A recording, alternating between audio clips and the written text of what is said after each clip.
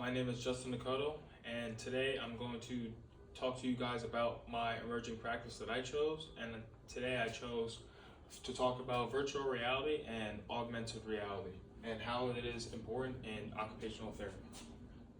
Here we go. So first, let's talk about what is virtual reality. So virtual reality or augmented reality is the new, exciting, futuristic tool that is utilized in OT practice.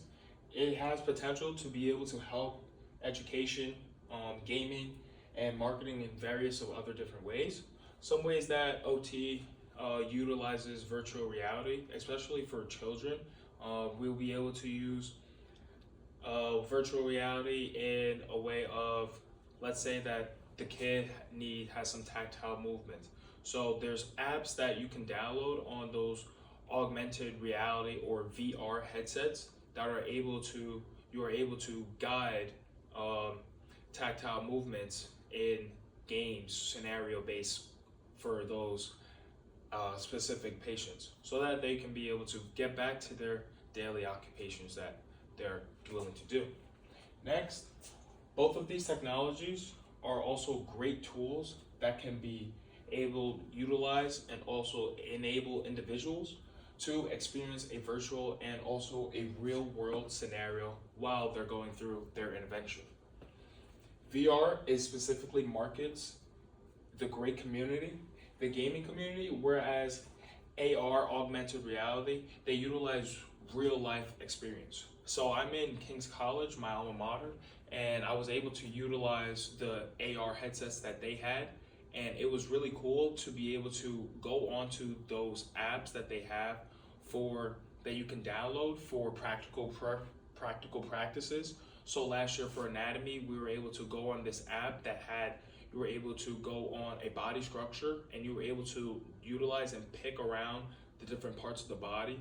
So pinching, for instance, being able to pinch is a great way to help individuals that are having problems with motor control in that nature. So why is VR or augmented reality utilized in our OT practice? So in regards to the OTPF, virtual interventions are used as a part of the occupational therapy process while also including stimulated technology to promote service delivery and also reduce the absence of physical contact.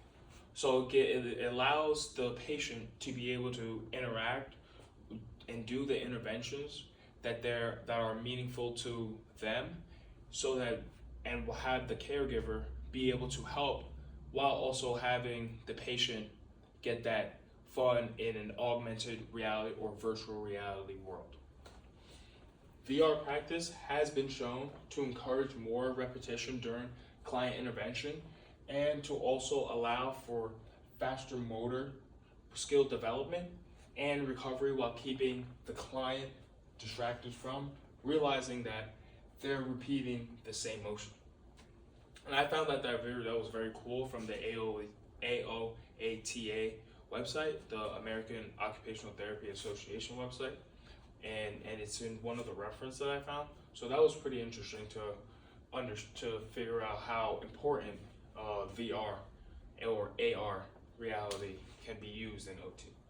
And lastly, as part of their daily usage, as technology continues to evolve, VR and AR will soon to become a prevalent feature that is utilized in occupational therapy practice.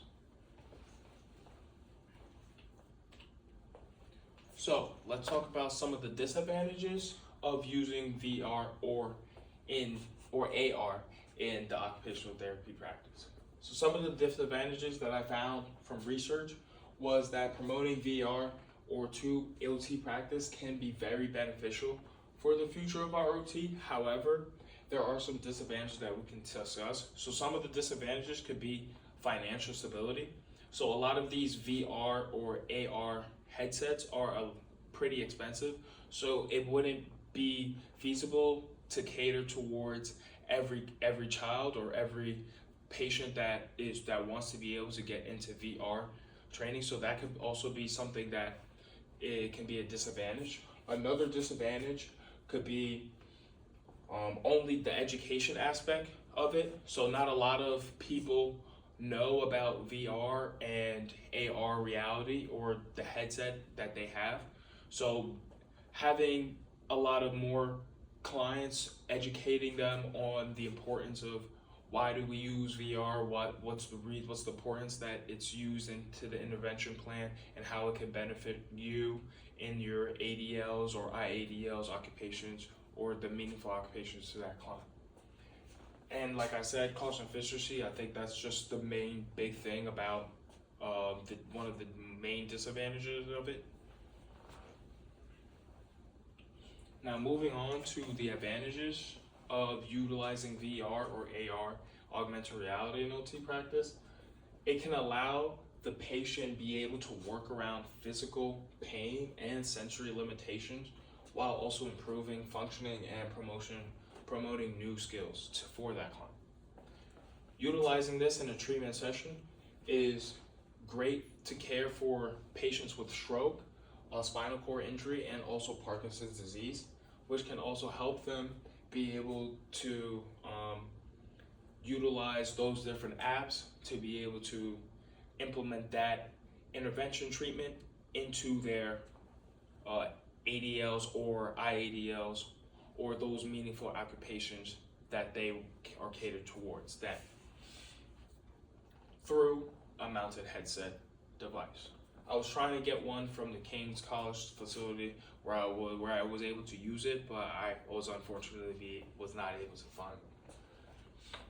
Moving on, there has been tremendous improvement in ADL performance for stroke patients specifically, while if you combining a conventional and virtual reality intervention in order to get those best results. The higher numbers of improvement in a general intellectual and executive function for patients suffering from a traumatic brain injury has been shown after 4 weeks. So that was after a study that I looked over, and they did a test on a lot of different patients, and they try to break it down over the 4 weeks and how utilizing VR and AR augmented reality after a traumatic brain injury has shown a lot of tremendous good intellectual results. So now moving on to the certifications that you would need to implement this into our practice. So there's not really any certifications. However, the only certification that you would want to look into is the Assistive Technology Professional from the RESNA, which is the Rehabilitation Engineering Assistive Technology Society of North America. Another certification that you must have is obviously you must have your MBCOT certification to be able to practice in the field of practice.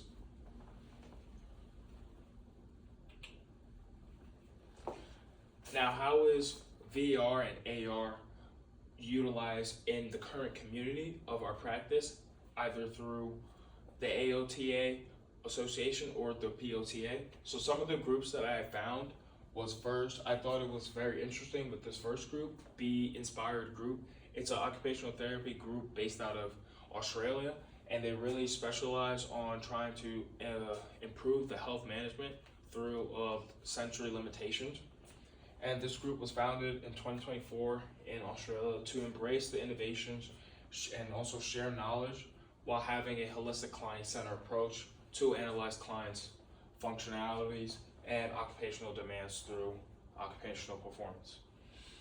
Next we was another group called XR Health. XR Health, it brings a cool way of virtual reality to occupational therapy, so that we are also improving the client's output through their meaningful occupations.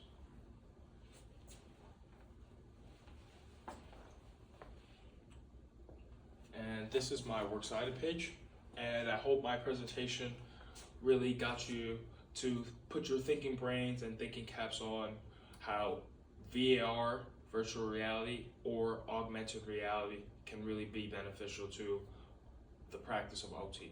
Thank you.